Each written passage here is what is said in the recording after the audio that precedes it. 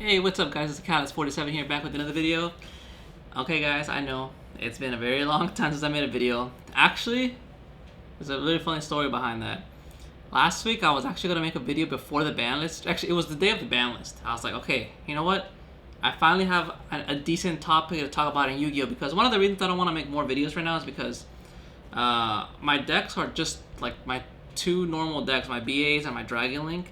And there weren't very many changes, and I didn't want to just keep updating the deck like that, like over and over, and make the content repetitive. And I'll admit, part of it was because I was a little lazy, but it's like I just felt like I didn't have like really good Yu-Gi-Oh content or new Yu-Gi-Oh content to really provide, and I was like, okay, the band's coming out, so I can make a prediction video. And I recorded the video last week, and then it came out way too long. I was like, oh my god, I rambled on too long. And I was like, nope. I decided to scrap it, and then I re-recorded it, and then this one came out good. But then it turns out the microphone that I have on my camera, I never actually turned it on, and I was like, oh my god. So I gave up. I was like, you know what? Screw this. And I was like, I'm just not gonna record a video today because I was so frustrated about that because I recorded it twice, and then I was like, I'll just do it like tomorrow or something. And then later that afternoon, the ban list hits, and I was like, oh my gosh, well, there goes my video. Like, I could have made two videos, like the ban list prediction, and then like the actual, maybe like an actual ban list reaction video. But it didn't work out. Well, but I mean, that doesn't, okay, I know even if I had made the video last week, I would have still been weeks without posting anything. But like I said, that's just because, yeah, I didn't have much new content to bring out.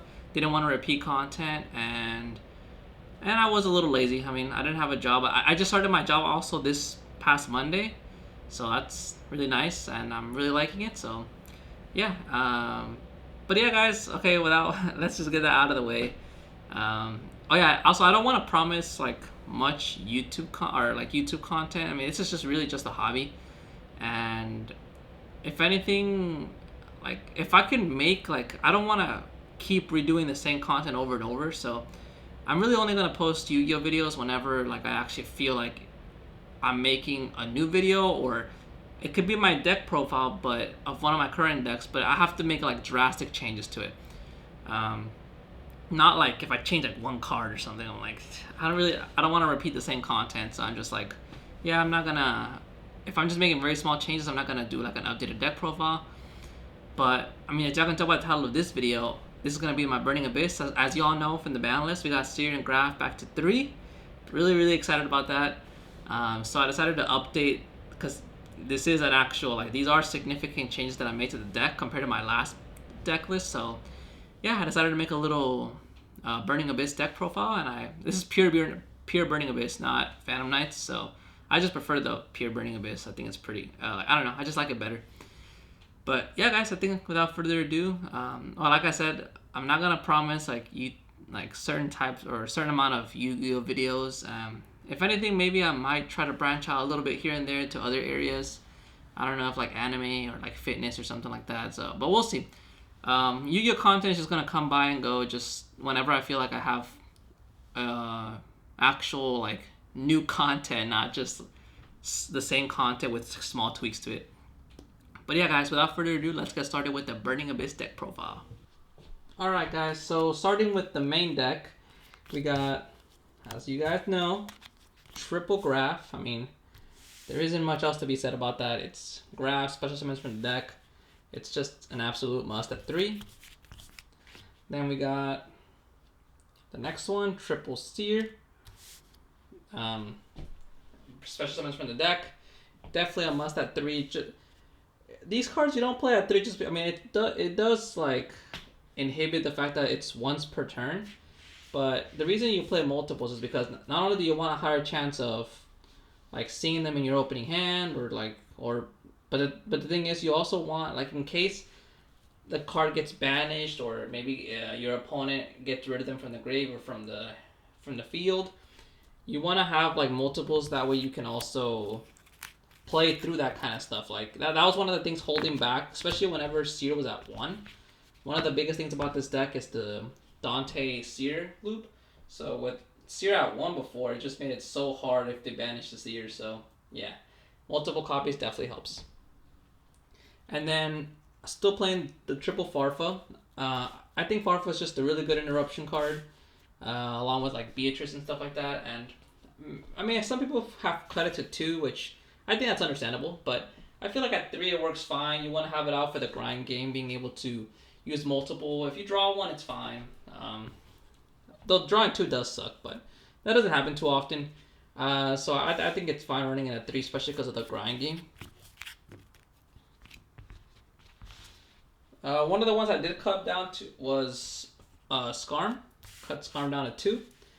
Now that we have multiple graphs and seers and tour guide at 3 as well, I feel like Skarm isn't really as important to have at 3. Like before, you really wanted to either see it in your opening hand, or you wanted to be able to get it in the grave like on that first turn. So you could either search for your tour guide, or you could search for one of your cards, like the ones that were limited, like seer graph. But now, like I said, now that we have those all at 3, I don't think Skarm is as important, so I think 2 is just fine. You really mostly just want it for, now you just really want it for the tour guide search, or just for like a different name. And then we have the 1-ups. We got the 1 Libic. Definitely the best one of the 1-ups. Lets you special summon a Burning Abyss from your hand when it's sent to the graveyard, and its effects are negated, so it bypasses the whole destroying themselves when there's a non-Burning Abyss monster.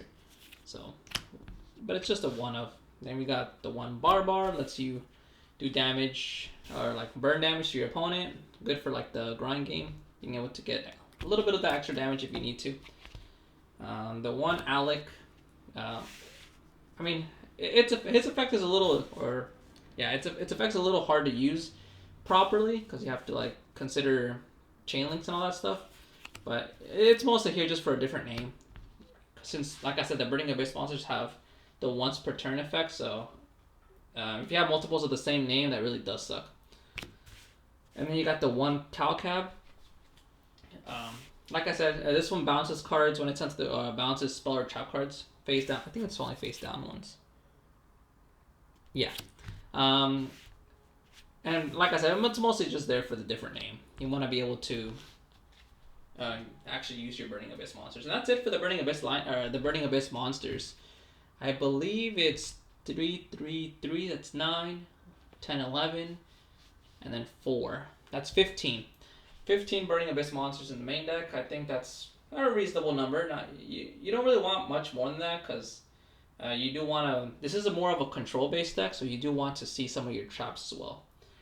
Then for like the Burning Abyss support, I guess, monsters, we got the Triple Tour Guide.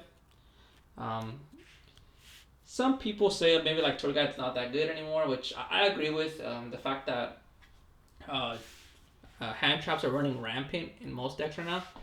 So it does suck a little bit, because even though it's at 3 now, I feel like it's not as... Even though it's at 3, it's not as good. You just have to be smart about it. You don't want to... A lot of times, if you can avoid it, you don't want to start with Tour Guide. But yeah, Tour Guide is a very good card.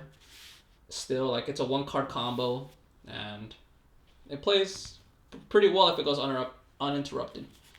And like I said, the fact that you can search it with Skarm is just really good as well. So I think having multiple to play out through the grind game is really good. Then we got the 2 Fiendish Rhino Warrior.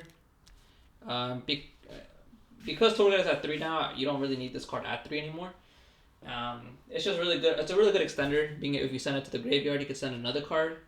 So, but like I said, you don't want to run 3 anymore, just because it's too many normal summons having the 3 Tour Guide and then 3 Fiendish Rhino Warrior as well.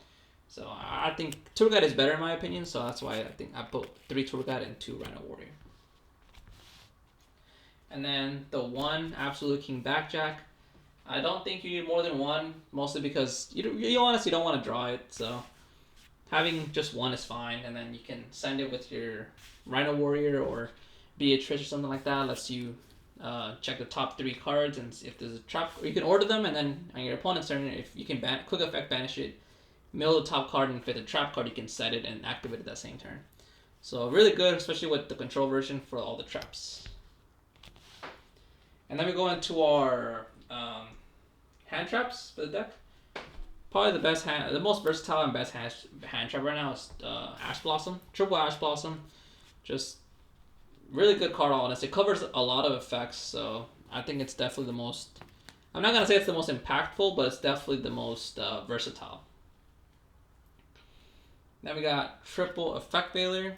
I guess if you can, this is definitely a more budget option. But if you have the money, I would say cut the Effect Veiler and put 3 Forbidden Droplets. It's just Forbidden Droplets is just better. Like, not only does it discard your Burning Abyss cards, like if you have Burning Abyss in your hand, it negates effects. So it's like a better version of Effect Veiler. Not only does it negate effects, but it also discards cards. So you can get multiple effects from that.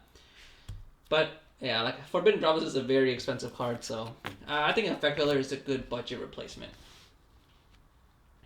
And now we're going into, this is the rest of the hand traps, but we're going into the traps as well.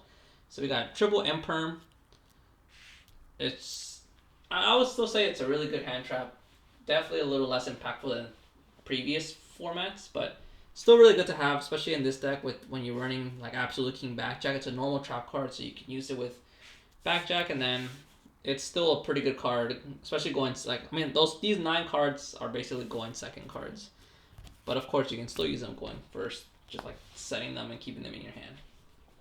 Now this is another change I made, significant change. I feel like now that combo decks are not as like crazy, and I'm not saying they're not good, and they're still good, but I feel like with Link Cross gone, a lot of combo decks can't really go into Herald anymore, which is a really like good card to go into just to stop like hand traps like Nibiru and all that stuff. So I feel like this card is actually becoming a little more popular now, pretty relevant in the game. We got triple Torrential Tribute. It's a normal trap card, so it can be used with Backjack and with Trap Trick. So I think it's a pretty good card, especially if decks overextend, then you can just Torrential Tribute and then wipe their whole board, and a lot of decks might not be able to play through that. So yeah, and with Burning Abyss, I mean, it's not even that big of a deal, because if Dante's on the field, you get Dante's effect, or if Burning Abyss cards are on the field, you get their effect. So I think it's definitely a good card to have. And I believe it's not even once per turn. Yeah, it's not even once per turn, so. And then I bumped up the Fiend Griefing back up to 3 from my last deck list. Yeah, I mean, last format and, well, okay, if I had the choice, I would probably keep this card at 2 and bump up another card I have to 3, but at the moment I don't have 3 of that card. So I do think Fiend Griefing is good though, just because it lets you, not only does it let you send a card from the graveyard to the deck from your opponent, but you get to send a Fiend monster. So, and a lot of decks right now are really, I mean, it's not just right now either, like even last form, even the whole, like the couple of formats previous to this one and this one, like a lot of decks rely on their graveyard, so being able to send cards back and then getting BA effects is really good. So 3 Fiend Griefing. Now here, this is the card that I'm saying, if I had a 3rd copy, I would replace 1 Fiend Griefing with the 3rd copy of Ice Dragon's Prison. Just because Ice Dragon's Prison is just way too good, like way too good. Not only does it basically does the same thing as Fiend Griefing, but better. Like, it takes a card out of their graveyard, like Fiend Griefing, and then it puts it on your field, and you can banish a monster of the same type as the one that you brought out. But that's so good, being able to basically get rid of 2 bodies at the same time. But yeah, when I bought these, actually, the card was still relatively new, and it was only like $12 a piece, or I think I got it for like 12 or 13, I forget. But now the card's like at $30 a piece, so I don't really want to spend, I don't know if it's 30 or 40, but somewhere in that area, and I'm just like, dang, like, right now I don't really want to spend the money on the 3rd one, but probably eventually I will. So yeah, if I had the option, like I said, I would take out 1 Fiend Griefing and put in the 3rd Ice Dragon's Prison. And then the last 2 cards of the deck, we got double Trap Trick. The reason I run 2 and not 3 is just because I know a lot of people are running 3 nowadays. But I just feel like the fact that it's once per turn, I don't ever want to draw a double of this card. So yeah, I feel like 2 is fine with me. And I like everything. The ratios, I have everything pretty good. I guess if you really want to run 3, then you could cut one of the BAs, maybe like one Farfa or the Cow Cab. Those are probably the Cow Cab's probably like the least impactful right now. And yeah, or like I said, the one of the Farfas. Just it's up to personal preference. But yeah, I think that's the 40 cards. Like I said, the changes I would make, probably the Veiler would be Forbidden Droplets, and then take out one Fiend Griefing for the Ice Dragon's Prison, the third one. So yeah.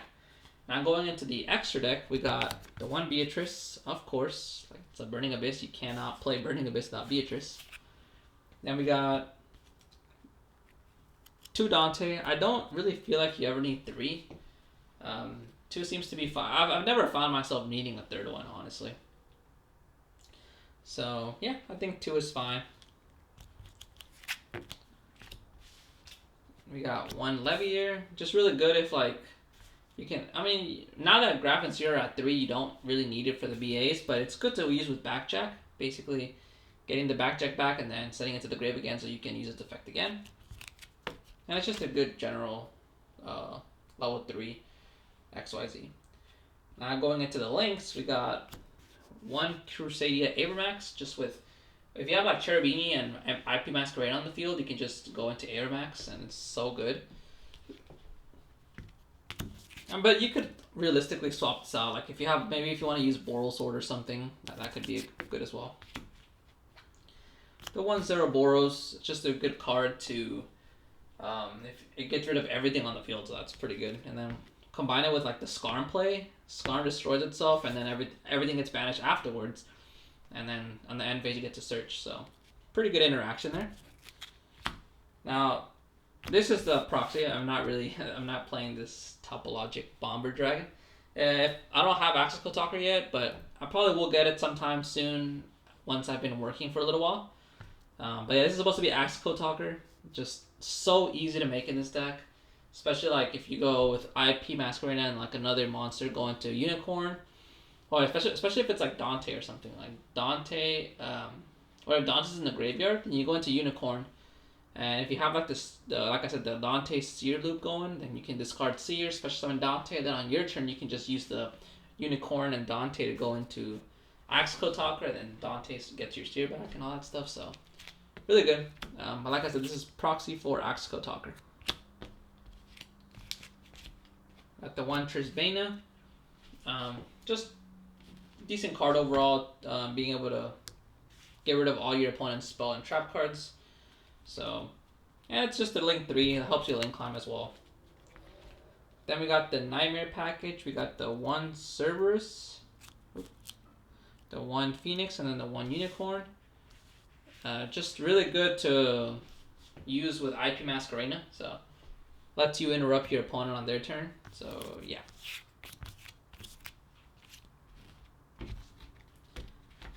Then, of course, the IP Masquerena.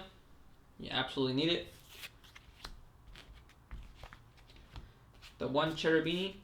I guess this card is it's not as good in this deck. It's definitely better in like the PK Fire version, but it definitely still has its uses. I mean, it's not like it's a bad card, but you could, I guess theoretically you could substitute this out in this deck. It's not as important as in the PK Fire. And the 1 Gravity Controller. Yeah, this card is just decent to out certain cards. Like it can out Abramax, so it's a pretty good card.